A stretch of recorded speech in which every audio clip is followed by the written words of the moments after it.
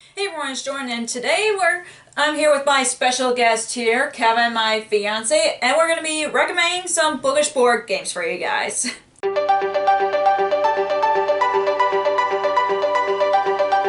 So since we did this video before, I'll link the last time we did this in the corner in case you guys missed it, but we have some more bookish board game recommendations for you guys. It's over there, and up there.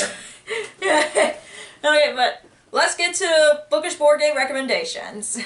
So the first recommendation that we have for you guys is if you like The Princess Bride, you're gonna like The Princess Bride Adventure Book Game. This is a 1 to 4 player game where you work as a team and go through each of the different chapters of the book.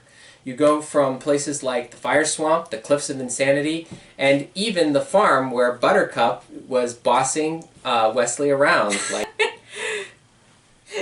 Yeah. Yeah, Kevin and I like this game, but we have to warn you, the first chapter is a very challenging one, so if you want to try this board game, just be careful with the first chapter, because it's very challenging, because in the rules of the game, you have to complete that chapter before you move on to the next chapter. If you don't, you have to start all over again, so. Yes. She won't let you leave. But still a fun game overall, so yeah, if you love The Princess Bride, you should check out this board game. The next bookish board game recommendation that we have for you guys is if you like Shakespeare, you're gonna like Love Letter. Yeah, it's in basically 3D. it's basically in the bag, but I'm gonna let Kevin explain what Love Letter is. Love Letter is a card game that is based off of the Shakespeare play, The Tempest. The goal of the game is to try to get your opponents to discard their hands completely and get eliminated from the game. You can play cards like a guard, a prince, priest, king, other royalty peoples, and then you get a heart point, which is just a little red wooden cube. The deluxe edition has an actual heart, but if you discard the princess at any time, you are automatically out of the game and you automatically lose that round. Mm-hmm. You have a list of cards that tells you which one, so you can know how many of which card are left, and the more you kind of strategize and everything, the more you should be able to try to manipulate the cards. So you would play a card, pass a card, and then you pass the card to your opponent. So you always have that, but you always can have only 2 cards in your hand at a time. It's a pretty fun game. It's pretty quick. I do recommend this. It's really fun, and yeah, it is. I didn't even know this, but it is based off of The Tempest. Yeah, and I really had fun with that game as well. But the funny thing is, my family did not get the game. I was like, how you not get it? But still a fun game overall. Yeah, and if you don't really like this version, there are multiple versions of Love Letter out there. There's Batman, there's Cthulhu, there's Adventure Time, there's something that's based off of a book that I don't know what it is, but it's got that same-sex representation. Yeah, but well, like we said, we think it's a fun game. The next bookish board game recommendations that we have for you guys is if you like Jurassic Park, you're gonna like Dinosaur World. This is a game where you are building your own dinosaur theme park. It is the sequel game to the game Dinosaur Island, where you were basically just making your own dinosaurs. This one, not only are you making the dinosaurs, but you're making the park. You're trying to make sure that everybody stays safe by boosting up security. You have to try to make sure everything's balanced. If not, the dinosaurs can get out and start eating people. And yeah. The funny thing is, when I saw Jurassic Park, I actually didn't know it was based on a book until I saw the book cover. I was like, wait, it was a book? So we thought we would recommend this board game to you guys. We haven't played this board game yet, but it looks a lot of fun, and Kevin and I will be playing it very soon. Yep, we will.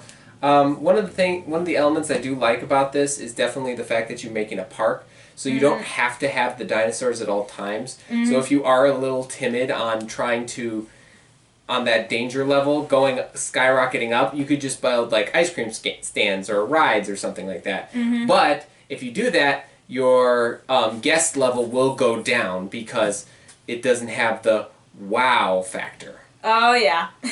The next bookish board game recommendation that we have for you guys is if you like the DC comics, you're going to like Batman the Animated Series, Gotham City Under Siege. And yes, that is the full title. This is a board game that's based off of, if you haven't guessed, Batman the Animated Series, the old 1990s cartoon series. In this game, you get to play as Batman, Robin, Batgirl, Catwoman, or the GCPD, and try to fight off Batman's famous foes like the Penguin, Poison Ivy, Mad Hatter, Ra's al Ghul, all the those. Joker. Well, yeah. Well, technically, I guess it's like Killer Croc and Bane and all those guys, because the Joker, Ra's al Ghul, and those guys are the main. They're like the masterminds that you're trying to stop. The minor villains are like, Poison Ivy. It's Killer Croc. It's Red Claw. Yeah. So if you do like the Batman the Animated Series film, or just Batman the comic book in general, this is a really good game. It does have a solo mode, and the solo mode is very well balanced and everything. There's nothing in this game that's pretty overpowered, and there is even a difficulty level adjuster, so that way if you feel it's too easy or too hard, you can adjust the difficulty level. One of the ways we play it, though, is we have it all randomized, so our difficulty can be easy, medium, or hard for each act that we go through. Mm-hmm. And if Batman is your favorite DC character, you'll always be a first player in this game because you're Batman. So, because Kevin and I have demoed this at Gen Con a few years ago, and I was Batman, and I was like, oh great, I did not like always being the first player. The one thing I actually didn't like about this game, I do love this game very much, but the one thing that kind of always bugged me is the fact that Robin talks like the 1960s Robin with the puns. And, I mean, I know he did a couple puns like, they don't call you Batman for nothing, after, like, Batman was beating a bunch of bad guys up with a bat. But, I mean, like, that was the extent of his puns. But he was like, holy rusted metal Batman. That's like, that's 60s Robin. Shut up. Why are you doing that? And also, Kevin is having a how to play video on this game on his channel, which will be up after this video is up. So if you want to check it out, I'll link to Kevin's channel down below so you guys can check it out, because he teaches board games on his channel. So if you really want to know how to play Batman, the link will be down below so you guys can subscribe and check out that how to play video. The next recommendation that we have for you guys is if you're a big bookworm and like anything bookish, you're gonna like Xlibris.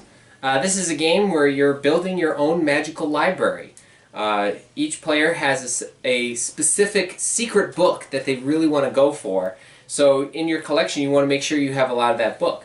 Now, there's also a book that is the prominent works, which means that that's the book that will get you the most points by the end of the game. But there's also a banned book, which will reduce your points by the end of the game as well. So you want to try to have as little of those books as possible. Everything else is just kind of like whoever has the most of this gets this many points.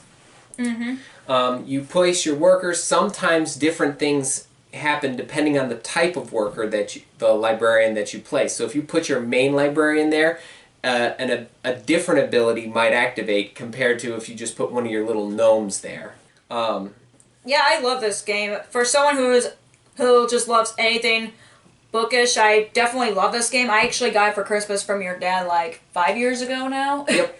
And I actually want to try solo mode because there's a solo mode, but I haven't yet. But my goal for the next few months is to try this solo while I'm listening to an audiobook or something. Even though it might not be a good idea for me, but I'm willing to try to play it on solo. There's only like one little negative thing about this game, is it does, for the scoring, there is a dry erase board, a board and a dry erase marker. Yeah, sometimes that can like start to make a mess the more you play this game, and you have to eventually start using like a Windex thing. I don't know if there is like an app now now for this game, but if there is an app, I do recommend you download it, so that way it will that way you can use the board for like special occasions, like when you have like friends over for a game night or something like that. That would probably be much better. But also, Kevin has. I actually taught this game on the channel. On his channel. I actually forgot that I taught this game on your channel, and I'll link that down below so you guys can check that out as well. That was very hard for me to film because it was hard for me to tell you how to play and show you the demonstrations at the same time. But yeah, I did teach this game on Kevin's channel. So again, if you want to check out Xlibris, go to his channel, and I'll link the how to play video for this game down below so you guys can check it out as well. And if you get this game, don't throw out the gelatinous cube. That is a piece. It's like the thimble in Monopoly. Don't throw it out. That's a normal thing. Okay? We threw it out by accident thinking it was garbage. Then we had to shuffle through the garbage to pull it out because we're like, oh crap, that's not garbage. That's normal. So yeah, don't throw out the gelatinous cube. And you'll know what I mean if you get this game or check out our video on it. Yeah, exactly. So the next recommendation that we have for you guys is, if you like James Bond, if you guys didn't know, James Bond is actually based on a book series you would like. Codenames, the original. Yes, there are different versions of Codenames, but we were talking about the original Codenames. Yep. Codenames is a game where you are secret agents on 2 different teams, and you're trying to find all your agents out in the field. But they mixed up all the codenames, so you don't know which ones are your enemies, which ones are you, and which ones are just normal pedestrians. Or the traitor. There is a traitor in this game. Yep. So most people, so basically you have to say one word and a number. And then your team has to figure out what you mean by that. So let's say there's a cat and a dog, and you need to get them to guess that. So you need to say, so you can say like animal 2. You can't say dog 1 or cat 1 because you can't say the actual word. Just like how there's a game that's like that. Like before Codenames, isn't it like charades or something like that? Yeah, something like that. We have reverse charades. Or taboo or something. Yeah, taboo. I think that's... Oh, it's a catchphrase. Catchphrase, okay, yeah. Yeah, there's a game like Catchphrase. Catchphrase, you can't say what you are, but you can, you can make noises, you can make movements, anything like that. One time I got the Addams Family, I just did...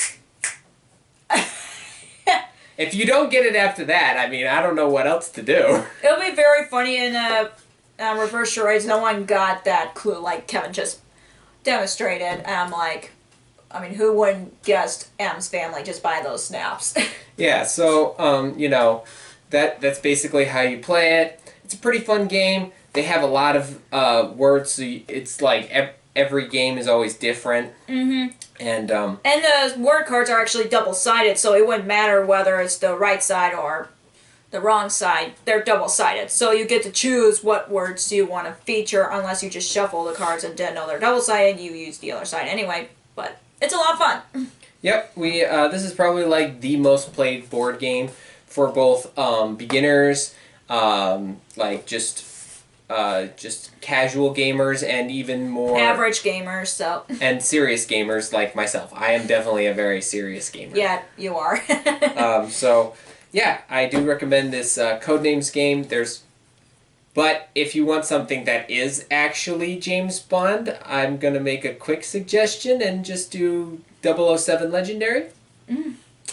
Oh yeah, they did make a Legendary game out of James Bond. That I remember that now. I don't really need to mention how you play that because we talked about how you play Legendary on one of your previous videos. So yeah, check out one of Jordan's previous videos if you want to hear that.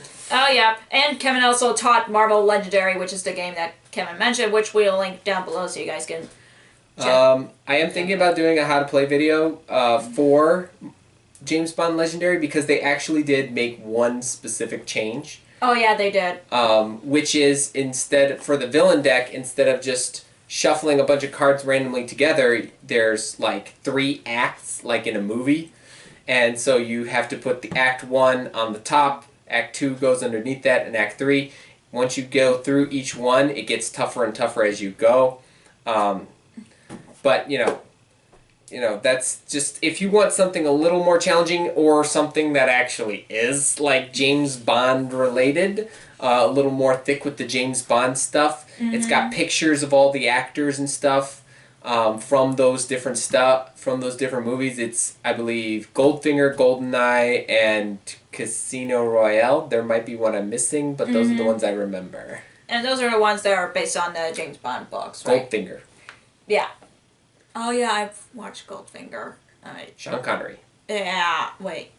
I did not. It was GoldenEye. That's right. I regret. Pierce Brosnan. Yeah, that. And then you saw the one that the other one was Casino Royale, Daniel Craig.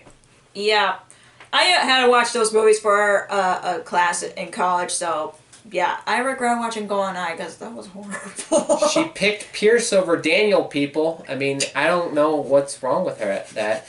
I mean, but the fact that her professor didn't let her watch any Sean Connery stuff is just weird. Mm-hmm. But anyways, we do highly recommend Codenames. The next recommendation that we have for you guys is if you like Peter Pan, like I do, you're gonna like Neverland's Legacy. In this game, you get to play as Peter and his companions. Well, and by his companions, I mean Tinkerbell, Tiger Lily, and Wendy. And you must rescue the lost boys, as well as Michael and John from Captain Hook. But the twist in this game is you don't get to just play as the good guys. You can also play as Captain Hook and his crew, such as Mr. Smee, Gentleman Starkey, and Bill Jukes. Their goal is to capture the Lost Boys and John and Michael.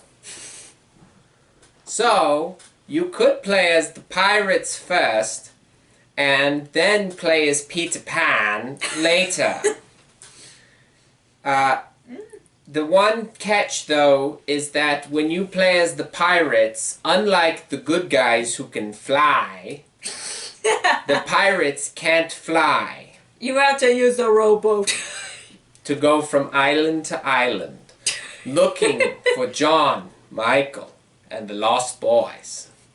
Yeah, we're gonna have play video and gameplay video on this game as well, which I also will link down below. It's a lot of fun. We did the heroes, but we've asked Kevin's audience if he wants to play as the villains. They will let us know. They still haven't let us know. Yeah, but if you guys want to see us play as a villain after watching how play video on this game, let Kevin know on his how play video on it, so we will, or gameplay video, and we'll do that. Yep. So. And we'll watch out for the cab. Sorry, Kevin and I have watched a lot of Goes Wrong show, and especially Peter Pan Goes Wrong. Oh my gosh, it's so funny. We recommend it. If you love British comedy, we highly recommend you watch it. Or if you're a big fan of the play that goes wrong, because that's what that all is based off of. Yeah. The people who originally created that play are the people who do Peter Pan Goes Wrong, A Christmas Carol Goes Wrong, and The Goes Wrong Show Season 1 and 2. Yeah, this second season just came out, so we're trying to catch up on that. So we caught up twice. Oh, we did? Yes, we watched Season 2 twice now. I don't remember watching it twice. I've watched it twice. Okay. But yeah, I love this game. Like I said, I highly recommend this game because it's so much fun. But I do agree with Kevin. I do have fun with playing the heroes more than the villains. So. Because you get to fly. Yeah. Well, the pirates can't. But Wendy, Tiger Lily, and Peter Pan can only fly if there's pixie dust nearby.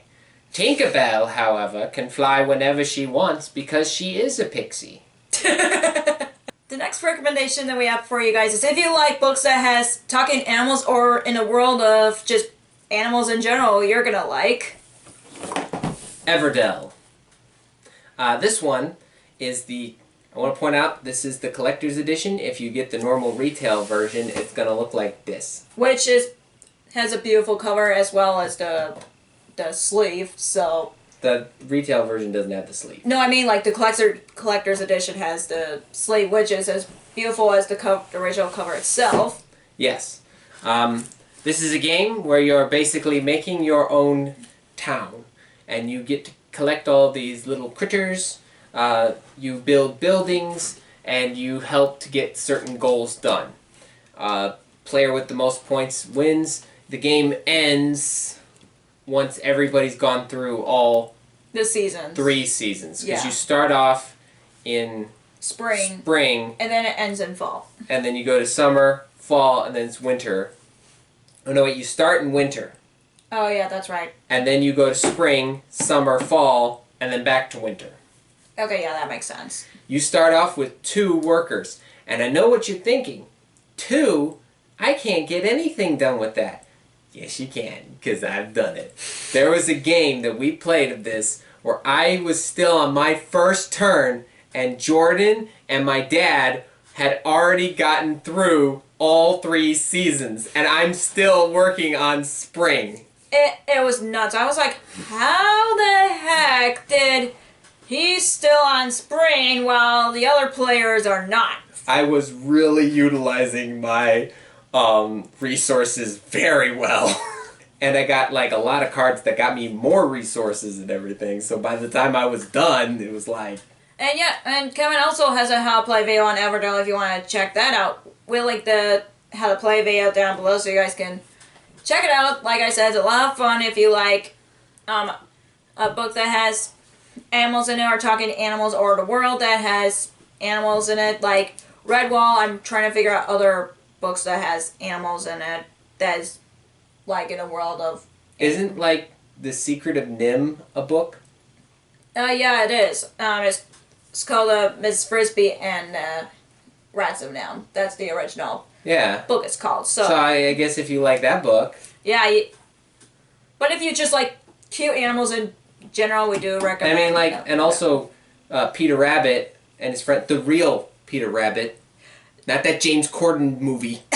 Never watched that. Yeah, Kevin's a big fan of Peter Rabbit, but he's not a fan of book. the movie. I'm a fan of the book. That garbage movie is bad.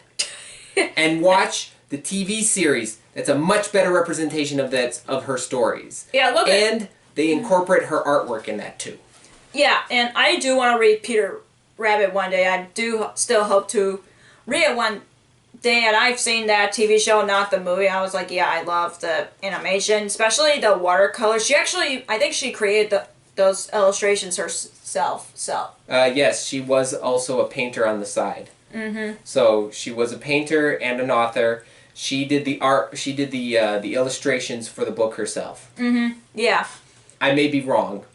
But we'll Google it. But I believe I did find some information on the World Wide Web on Beatrix Potter and the fact that she did do her own illustrations and everything. But it was watercolor paintings that they did, because you can definitely tell by reading her book. Oh yeah, exactly. The next recommendation that we have for you guys is if you like Dune. Yeah, this box is huge. So. You'll like Dune Imperium. This is a 1 to 4 player game. It is the mechanics are a worker placement resource gathering game, and it's based off of the Dune movie. But it's still based which is based off of the Dune book. So I guess, yes, this is in a way based off of the Dune book, because, from what I understand, and I have read the first book, so I do know that the 2021 movie is more closer to the book than the 19-something... 70s or 80s. Yeah, the Kyle MacLachlan movie. I mean, like, it did good for what its limitations were, but it also was trying to make up too much. But this is a really...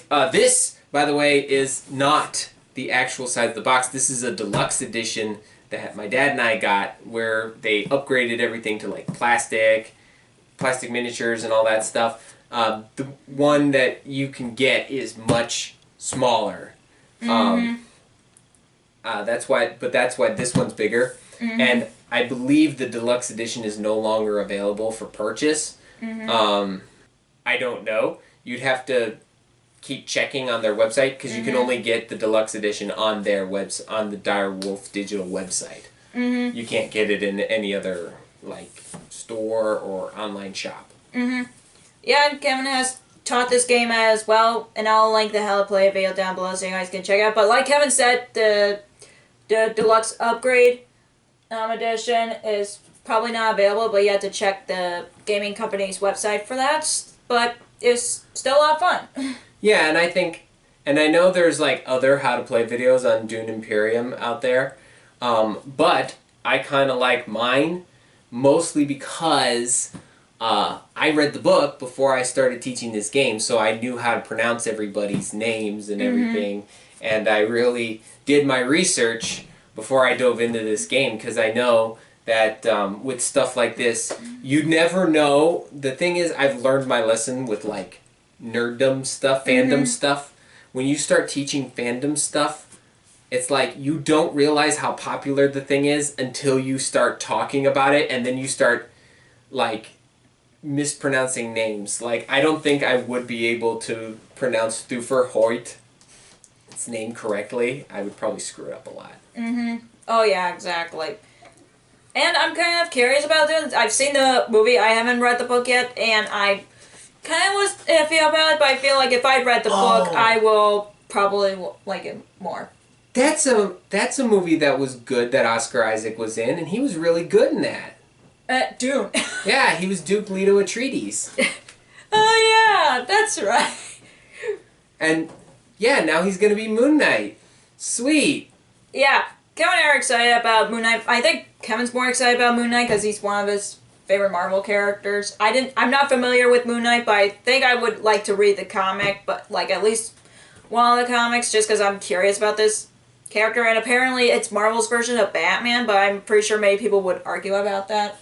Well, he does have a lot of similarities to Batman, but the major difference that he has which unlike Batman has no powers. Moon Knight's strength, durability, and speed increase based off of the phases of the moon. So if it's a full moon, he's at max power. But like if it's a crescent moon, then he's kind of like at his lowest, and he has no power in the daytime. Or during a new moon. No, he still has power in a new moon. Oh, okay. See, Kevin knows about the character more than I do, so. But he would be, I think in a new moon he would be about the same level as if like, he might as well just be Mark Spector. Okay. To do that. And it doesn't look like it's going to be the Bill Sienkiewicz run in the TV show. I might be wrong, but it looks like they're going to really pull. It looks like the main thing they're pulling from for Moon Knight is like the original, because in the trailer, if you guys haven't seen it, I'm going to say spoilers right now, but you clearly see him, and this was in the Disney Plus trailer that they showed. Yeah. For what's to come this year. He was in like this room and he was beating something up. That was Werewolf by Night. So they are going to be going off of his like first run in the Werewolf by Night comic book. I really do know a lot about this character. But I'm really excited about that. It looks like everything they're like pretty much getting this down to the detail with the comic book origin and everything. They're going to do the whole Khonshu, giving him his powers and everything, and he's an archaeologist and all that stuff, so he's going to be trapped in that temple of Khonshu, and he will be rewarded his powers for saving the temple of Khonshu from tomb raiders. He kept on saying, I'll get to it eventually. But anyways, we do recommend Dune Imperium. Yes, it's really fun. The next recommendation that we have for you guys is if you just like storytelling in general, especially as a reader, you're gonna like Sleeping Gods. This game is awesome. This is basically a choose your own adventure game. It is designed by a man named Ryan Lockett, and It's also published by Ryan Lockett, and the artwork's done by Ryan Lockett. And yeah, he's really good. This is a 2 to 4 player game, but there is a solo player mode as well, where each player can take on a number of crew members on a ship that was transported into another realm where there's a whole bunch of monsters and like Greek mythological creatures, and you have to kind of navigate through the story to try to figure out a way back. The thing is, everything gets worse and worse the further you go. And you have to take, it's not just go through it and stuff, you have to take into account, you know, your crew getting damaged, your ship getting damaged, how much food do you have. There's a lot of stuff. It's a very big, thinky game, but it's also, you know, you have a book that you follow by, and there's like people you interact with. So if you like playing games where you get to make up different character voices and stuff, this is definitely that game. And by the way, if the artwork looks a little familiar, according to Ryan, he designed the artwork based off of some of his favorite movies from an anime studio. I don't know if anybody's ever heard of Studio Ghibli, but it's like his favorite movie studio of all time. He loves movies like Howl's Moving Castle and Kiki's Delivery Service. There we go. You already mentioned Spirited Away. There we go. That's the one I was trying to remember. Did you mention Howl's Moving Castle? I did. Okay. So yeah, he is a big fan of Hayao Miyazaki's work, and he actually based the artwork off of his animation and everything. So if it does look familiar like that, that's what he based the artwork in this game for, which I am a big Hayao Miyazaki fan, and I can't wait for his next movie. He's coming out of retirement to make a new movie. Yeah, and I'm a fan of his movies too, even though there's some I still need to watch, but I am a fan of his films as well, and I haven't played this game yet, but I am excited to try it out when I do, because I do love a good choose-your-own-adventure game, which Kevin and I have not played a lot, and I just really like the concept of it, and I'm just excited to try it out when I can.